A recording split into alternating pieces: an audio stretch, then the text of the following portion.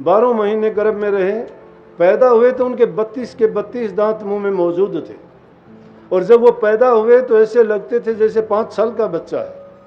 ये ऐसे लक्षण थे जो हर बच्चे में नहीं होते। जी राधा स्वामी, जो आज का सत्संग का विषय है उसमें महाराज जी ने किसी दिव्य असाधारण व्यक्ति के बारे में बताते हुए फरमाया कि उस इंसान का जन्म माँ के गर्भ में 12 महीने रहने के बाद हुआ था, और जिस समय वे पैदा हुए उस समय उनके मुंह में 32 दांत आ चुके थे, और जिस समय वे पैदा हुए उस समय वे 5 साल के लग रहे थे, और उनके मुख से जो पहला शब्द था वो राम का नाम ही था। तो चलिए आज का सत्संग शुरू करते हैं। वे महापुरुष कौन थे, वे असाधारण पुरुष कौन थे, आप सब महाराज जी के मुख से सुन सकते हो। राधा स्वामी। कहते हैं गोस्वामी तुलसीदास जी का जब जन्म हुआ 12 महीने तक तो गर्भ में रहे वो। वैसे तो लगभग कहते हैं 9 महीने बच्चा गर्भ में रहता है, लेकिन तुलसीदास गोस्वामी जी 12 महीने गर्भ में रहे, पैदा हुए तो उनके 32 के 32 दांत मुंह में मौजूद थे, और जब वो पैदा हुए तो ऐसे लगते थे जैसे 5 साल का बच्चा है। ये ऐसे लक्षण थे जो हर बच्चे में नहीं होते। कोई बच्चा किसी में एकाध होता होगा, लेकिन इसके भी अलावा जो बड़ी बात थी, जब वो बाहर निकले तो निकलते ही उनके मुख से रोने की आवाज़ नहीं बल्कि राम की आवाज़ आई। उनके मुख से राम शब्द का जब उच्चारण हुआ तो लोग सुन के हैरान हो गए। जो दाई वगैरह थी उन्होंने भी सोचा, सब ने ये अंदाज़ा लगा लिया ये बच्चा तो कोई आम बच्चा नहीं है। तो इन लक्षणों को देख के उनके घर में भी ऐसी वैसी बातें बनाने लगी, गाड़ गली में आसपास में, ये तो कोई राक्षस पैदा हुआ है, बच्चा नहीं पैदा हुआ। 3 दिन के बाद उसकी माता चल बसी। अब उसको देख के उनके पिताजी ने सोचा कि अब तो इसको मैंने रखना ही नहीं है। कोई नौकरानी थी उसके हाथ उसको दे दिया कि इसको ले जा, ये इसके परवरिश के लिए तुझे पैसे दिए, उसको गहने दे दिए काफ़ी।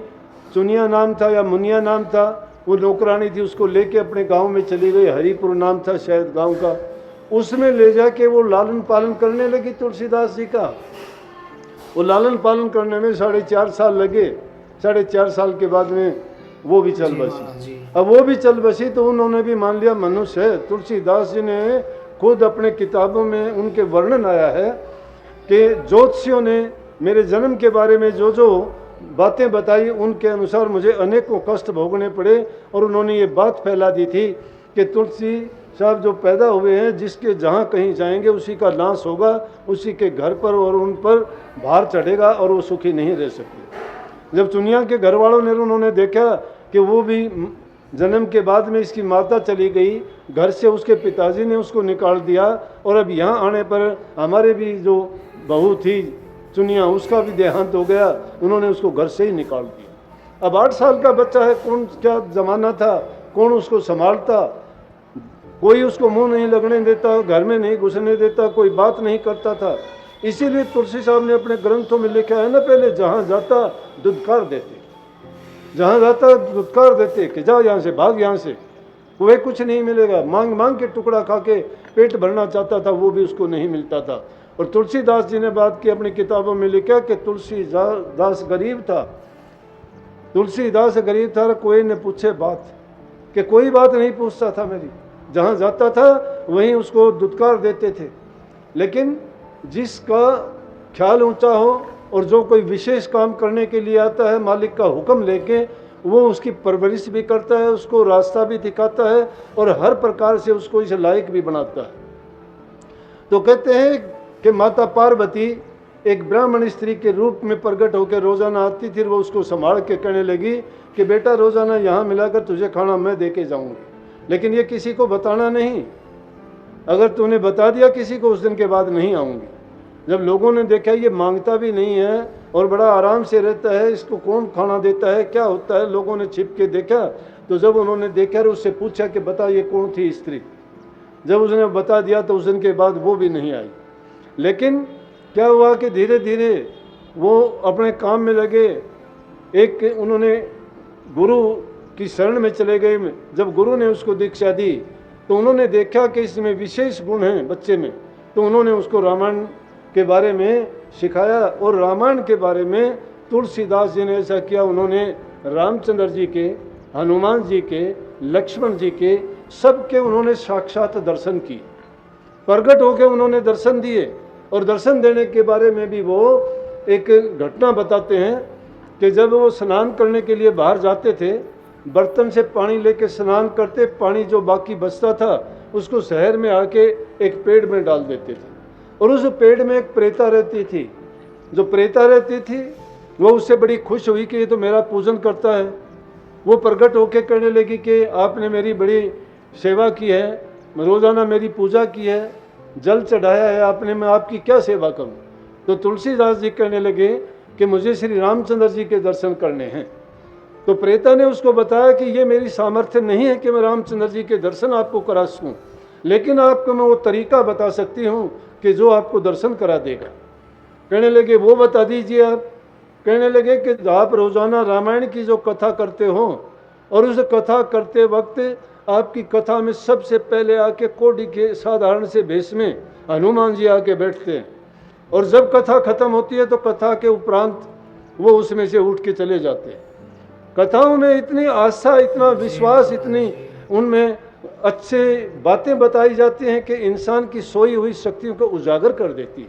जो विश्वास रखने वाले लोग हैं उनको उन बातों पर दृढ़ता से विश्वास करते हैं तो निश्चित रूप से उनको दर्शन होते हैं।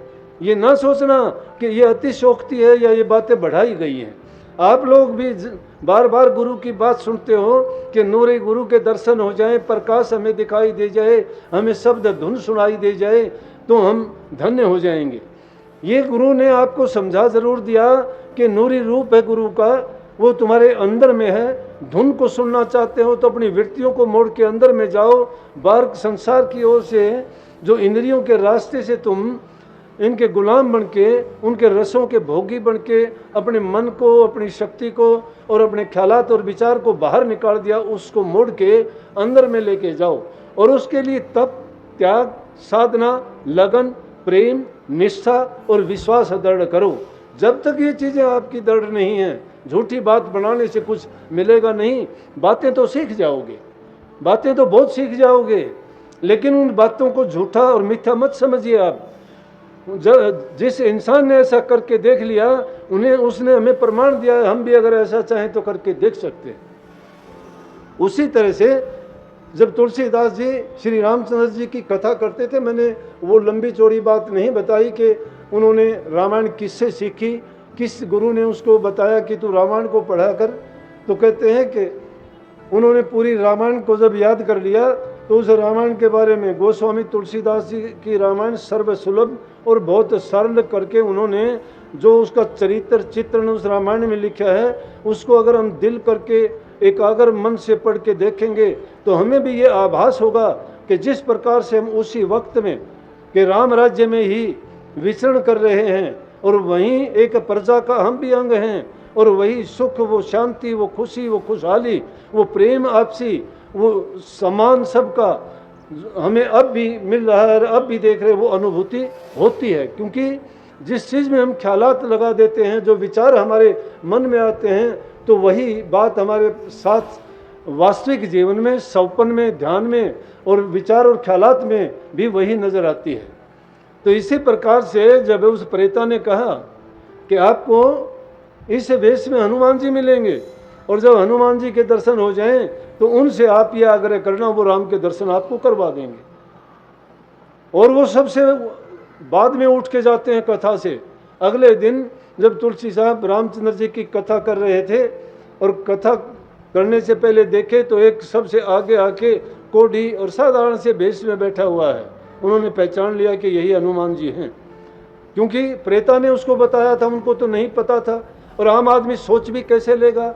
लेकिन ये बात मैं सच्ची बताता हूँ और आप भी इसको यकीन करके जानिए कि जिनका जिक्र होता है वो साक्षात रूप में आके किसी न किसी रूप में देखते भी हैं, वो हर हालात में देखते हैं। बल्कि एक जगह तो मैंने प्रकरण सुना था कि एक जगह जब कथा हो रही थी और कथा करने वाला जब कथा कर रहा था, हनुमान जी साक्षात खड़े होकर कहने लगे। वो व्याख्या करने वाले कहने लगा कि जब हनुमान जी वहाँ गए, माता सीता के जिस बाग में रुकी हुई थी वो बाहर बैठी हुई थी, हनुमान जी गए तो उस वातावरण का वर्णन करते हुए कहते वहाँ सफ़ेद फूल थे। तो हनुमान जी वहाँ बैठे हुए थे, वो कहने लगे कि तू झूठ बोलता है, सफ़ेद फूल नहीं थे। बोला कि आपको कैसे पता? आपको कैसे पता सफ़ेद फूल नहीं थे? बोले अरे मैं ही तो था, जाने वाला मुझे ही नहीं पता तो किसको पता। लेकिन श्री रामचंद्र जी ने उनका जब आपसी वो झगड़ा हुआ तो कहा कि हनुमान जी फूल तो सफ़ेद ही थे, लेकिन आपके आंखों में गुस्सा था, गुस्से के कारण आंखों में लाली उतरी हुई थी और आपको सफ़ेद फूल भी लाल दिखाई दे रहे। तो ये होता है, जब वो कथा करते थे तो हनुमान जी आके बैठ जाते थे। तुलसी साहब ने उनको पहचान लिया कि यही है, प्रेता ने बताया वो। और जब कथा खत्म हुई और वो उठ के चले, तुलसी साहब दबे पांव उनके पीछे पीछे चल दिए। वो जंगल में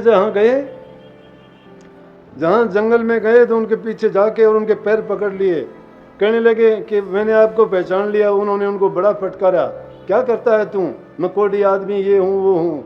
बोला कि अब छिप नहीं सकते मेरे से, झूठ मत बोलो आप हनुमान जी। बोले नहीं, उन्होंने बहुत कहा उनको, लेकिन तुलसी साहब को ये विश्वास था और उन्होंने पैर पकड़ के कहे कि मुझे रामचंद्र जी के दर्शन कराओ।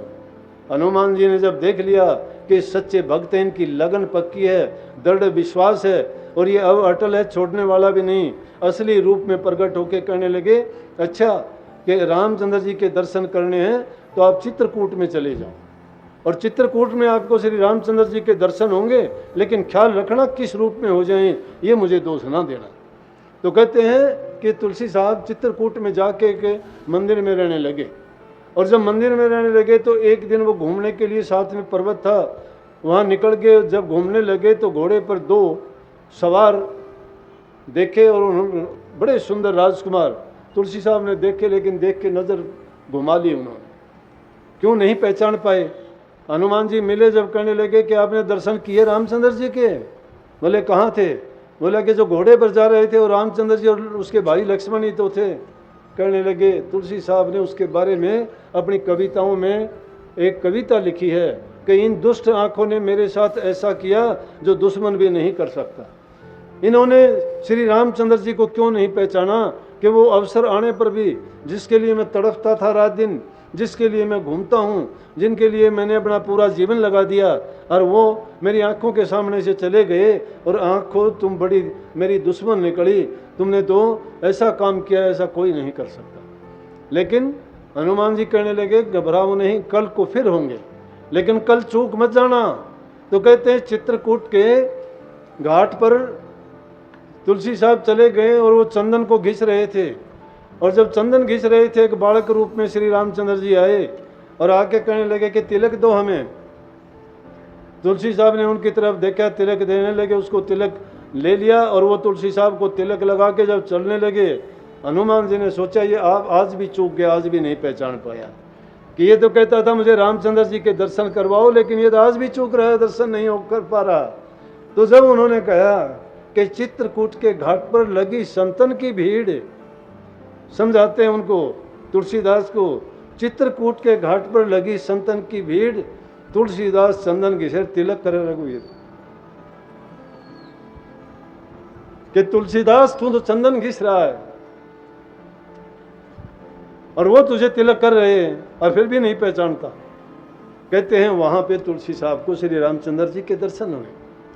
तो ज्यादा तो क्या क्या बताएंगे तुलसी साहब ने क्या क्या लिखा है। उन्होंने वो ग्रंथ लिखा है, उस ग्रंथ को पढ़ लेने जान लेने के बाद और उनके अंदर जो जो उनके अंदर संपत्ति, जो जो गुण उसमें लिखे गए हैं, रामायण को अगर देखोगे तो उसमें हर प्रकार से भाई भाई का, पति पत्नी का, पिता पुत्र का, नौकर सेवक का, दुश्मन मित्र का, कोई भी ऐसा वो नहीं छोड़ा है कि जिसमें उन्होंने ना बोला हो या ना कहा हो या ना समझाया हो कि किस प्रकार के उनके संबंध होने चाहिए, किस प्रकार का जीवन बिताना चाहिए, किस प्रकार से तुम्हारा बुरा करने वालों को भी माफ़ कर देना चाहिए, किस प्रकार से माँ बाप की आज्ञा का पालन करना चाहिए। श्री रामचंद्र जी का आज्ञा पालन, भरत का भाई से प्यार, श्री रामचंद्र जी और माता सीता का आपस का प्रेम और त्याग, श्री लक्ष्मण जी का अपने भाई के प्रति प्रेम, और किस प्रकार से दुनियादारी की जितनी भी चीज़ें हैं उस रामायण में भर दी गई। उन चीज़ों को अगर हम अपना लें, अपने जीवन में उनको साध लें, कोई भी चीज़, कोई भी समस्या, कोई भी बात अगर हमारे जीवन में आती है तो उसको रामायण में खोजने का प्रयास करोगी, सब चीज़ें मिल जाएंगी। तो श्री गोस्वामी जी ने उस रामायण में इतना लिखा। वही तुलसीदास इतना गरीब था कि जिसको कोई मुंह नहीं लगाता था, घर में नहीं घुसने देता था, लेकिन उस तुलसी साहब का गुरु कौन था? गुरु तो यूं तो अनेक हुए, लेकिन सबसे मुख्य गुरु उनकी पत्नी निकली थी। अपनी पत्नी से बहुत प्यार करता था और उनकी पत्नी ने एक ही बात में उसके सारे जीवन को पलट के रख दिया था। इतना प्यार करता था, एक रात के लिए भी अपनी पत्नी से जुदा नहीं हो पाया। जगन्नाथ जी के लिए चला गया था, वहाँ रामचंद्र जी की कथा करता था। शरीर से हष्ट पुष्ट सुंदर थे देखने में। और फिर श्री राम भगत था, उसके चेहरे पर एक अलग ही प्रकार का नूर था, शक्ति थी, ताकत थी। वो ऐसी चमक थी कि जिसको देखने से ही तो एक ब्राह्मण ने देखा और अपनी सुंदर जो उनकी कन्या थी उनके साथ उनकी शादी कर दी। और उनके साथ तुलसीदास जी का इतना प्रेम हो गया कि एक रात के लिए वो अपने घर चली गई। पूरी रात रह नहीं पाया, रात को ही चल दिया उससे मिलने के लिए, पत्नी के लिए। और जब उससे मिलने के लिए जंगल को पार किया, खूंखार जानवर थे, बारिश हो रही थी, गिरते पिटते भीगते उसमें चलता रहा। आगे जाके नदी में पानी का उफान था, लहरें इतनी ऊंची उठ रही थी, डूब जाता। लेकिन क्या हुआ, एक मुर्दा तैरता हुआ जा रहा था, उस पर बैठ के नदी को पार कर लिया। उसको पार करके भी आगे गया तो अब घर में रात में कैसे आवाज़ दे। चारों तरफ देखा, कुछ नहीं था। देखता एक रस्सा लटक रहा है। उसने उस रस्से को पकड़ के ऊपर चढ़ा, पत्नी के कक्ष में चला गया। पत्नी के कक्ष में चला गया, जाके वो कहने लगी देख के कि क्या बात, कैसे आए और कहाँ से आए, किस रास्ते से आए? बोला कि सीधा घर से चला आया। बोला डर नहीं लगा? बोला कि मुझे ख्याल ही नहीं था डर का। नदी को कैसे पार किया? कि एक लकड़ था, लकड़ कोई नहीं था, मुर्दा था, एक मुर्दे को तैर उसके ऊपर बैठ के पार किया। बोला छत पे कैसे चढ़े? बोला रस्सा है नीचे, जाके देखते हैं तो वो सांप है, बहुत लंबा सांप, उसको पकड़ के ऊपर चढ़ गए। जब उनकी तरफ देख के कहने लगी अरे तुलसीदास अपने पति से कहती है कि जितनी नीत हराम में उतनी हर में हो, चाल्या जा बैकुंठ ने तेरा पल्ला न पकड़े को। के पति देव गो तुलसीदास जी, जितना प्यार आप मेरे से करते हो, एक पत्नी से करते हो, ये तो दुनियादारी का प्यार है। क्या प्यार है ये? इसीलिए संतों ने अनेक शब्द लिखे। झूठा है संसार सारा, यहाँ कौन है दुनिया में, कौन किसका है? कोई साथ निभाता है क्या? कोई किसी के साथ जाता है क्या? कोई किसी का दुर्द तकलीफ लेता है क्या? या कोई किसी के दूसरे के स्थान पर मरता है क्या? नहीं, कोई किसी का नहीं। मतलब के साथी जन के जिनको मर्ज है, गरज है तो साथी हैं। जब मर्ज गरज किसी से पूरी नहीं होती, वो कोई किसी का नहीं है। ये दुनिया की धारा है। हाँ, सतगुरु है आपका, वो दुख में सुख में हर हाल में आपको संभालता है, आपको रास्ता दिखाता है, आपकी पीड़ा को दूर करता है, आपके पाप कर्मों से निजात दिलाता है और सच्चाई का मार्ग दिखा के आपके अपने जीवन को संवारने की हर समय उपदेश से शिक्षा देता है और गुणवान बनाता है। दुर्मति को दूर करके कुमति को दूर बहा देता है और सुमति देता है, जिसके कारण इंसान का जीवन सफल हो जाता है। नहीं तो जो हम जीवन अज्ञान में जीते हैं, नर का इंसान का चोला जरूर है, लेकिन कर्म जो कभी करते हैं, राक्षसों वाले, कभी जानवरों वाले, कभी कैसे, क्योंकि इंसान के कर्म ये नहीं थे। अगर सच्चा इंसान है तो वो तो नेक कर्म करेगा, दूसरे के हित की बात करेगा, बातों से या वचन से मीठा बोलेगा और शरीर से सेवा करेगा। यही हमारे शास्त्रों का लेख है कि जो शरीर से सेवा करता है, जबान से मीठा बोलता है, धन है तो दान पुण्य करता है, दूसरे के हित के जो काम करता है, उस इंसान का जीवन सफल हो जाता है। और ये गुण जिसमें आते हैं, जो मन से, वचन से और कर्म से पवित्र हो जाता है, तो वो ना केवल अपना जीवन संवारता है, बल्कि उसके संपर्क में आने वाले सब जीवों को, वो अनेकों दूसरे जीवों को भी भवसागर से, दुनियादारी से पार लगाने का काम करता है। हम आशा करते हैं आपने महाराज जी सत्संग को बहुत ध्यान से सुना होगा। कृपया महाराज जी की इन बातों को अपने जीवन में अवश्य उतारिए ताकि आपका जीवन सफल हो सके। और सत्संग अच्छा लगा तो कमेंट में राधा स्वामी अवश्य लिखिए। राधा स्वामी।